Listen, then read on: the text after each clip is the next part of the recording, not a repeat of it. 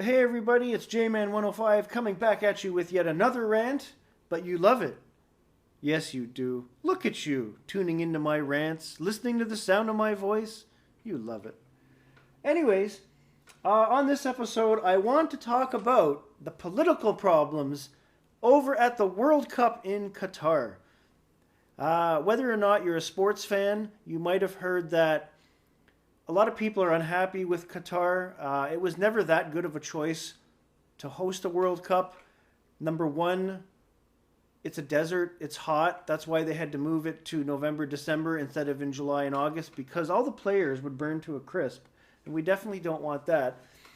The other problem is Qatar, like a lot of other Middle Eastern countries in the area, has a abhorrent and terrible history of human rights. In a lot of those Middle Eastern countries, especially take Dubai in the UAE, for example, you cannot hold hands in public. You cannot show affection. They do not like that. A lot of these countries are Islamic and they have strict rules governing these type of things. And the biggest problem right now is they do not like the LGBTQ community in any way or form. They're not as open-minded as we are here in Canada or in the United States. And one of the problems right now is everybody is expecting them to change their core beliefs and how their country runs to accommodate this. I hate to say this, but newsflash, you can't and you won't. They won't change. Again, they should have never been given the World Cup in the first place, but it is what it is. Protesting, showing up with rainbow flags only to get thrown in jail. And yes, that's what they do there. That's why nobody should be throwing rainbow flags out in public and wearing the colors, because it's not a good situation to begin with. And I understand everyone's happy to be who they are, but at the same time, this is Qatar. This is a Middle Eastern country. It's not the safest place to do that. They will throw you in jail, stone you, beat you, etc., etc. It's a backwards way of thinking. But that's how they are. And it is shocking to me that so many people are surprised by this. We were all warned about this. We were told about this. You saw it in the news long before the World Cup action actually started. And as disappointing as it is, again, we're not going to change them, who they are, what they believe in. Do I think there's room for improvement? Yes, but unfortunately it won't happen in a country like Qatar. I'm of the opinion that a Middle Eastern country should never hold the World Cup. I would have liked to seen the World Cup maybe hosted in, believe it or not, another Asian country, maybe even back in Japan or even in Africa, because Africa has some cool stadiums and a lot of passionate soccer fans. I could have seen that working out. Or at the very least, to avoid any kind of problems, maybe try to keep the World Cup in Europe, where the biggest soccer fans are, where there's never a problem, because Europe's a pretty damn cool place.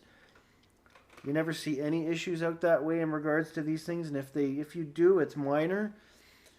I think FIFA really dropped the ball in letting Qatar host.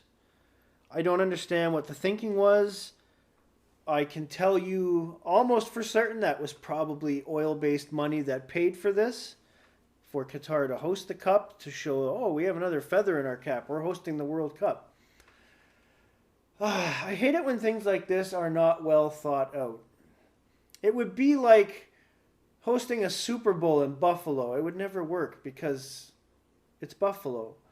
And in that case, it's for the weather and the fact that Buffalo can't support any major sports championship because of the lack of infrastructure. But in this case, you have a country that has a lack of human rights. Why would you put a World Cup there? Why would you even consider having them, let them have a bid for a World Cup? I don't know. But people, you shouldn't be surprised about what's going on over there. And again, everyone knows I have no problem with the LGBTQ community. I've had friends in that sense. But you can't be surprised when a country like Qatar does this. They start arresting people for rainbow flags. Oh, you can't chant that. You can't wear this. You can't do that. Don't do this here. I'm sorry, you can't come in the stadium. They even started detaining people for trying to have little World Cup parties on the streets. Who does that? That would be like getting rid of tailgating in football over here. That's something that should never happen. Where do we go from here? Well, we don't let anyone in the Middle East ever host a World Cup again, number one. The head of the World Cup, the head of FIFA, the president Infantino, should probably be removed. He's a tool. I'm sorry. I don't care if you're listening to this show and you're Italian and you're offended by that, but the head of FIFA is a tool. Period. It is what it is. They really need to do a rethink of the bidding process. 4 years from now at the next World Cup, the amount of teams is going to be increased. Don't know if I like that either, because you're going to have some more watered down teams show up and we're going to have more beatdowns. They probably should have just left it alone, but that's a discussion for another day. If you are in Qatar right now for the World Cup, please stay safe and don't do anything crazy out there. I don't want to see you end up getting beaten or go into prison. You know how they are. That's all on this topic. I don't have a lot because I'd be beating a dead horse by repeating the same line over and over again. Have a great day, everybody. Don't forget to like, share, subscribe. Give me your thoughts on this World Cup situation below. Have a great day. And yeah, peace out.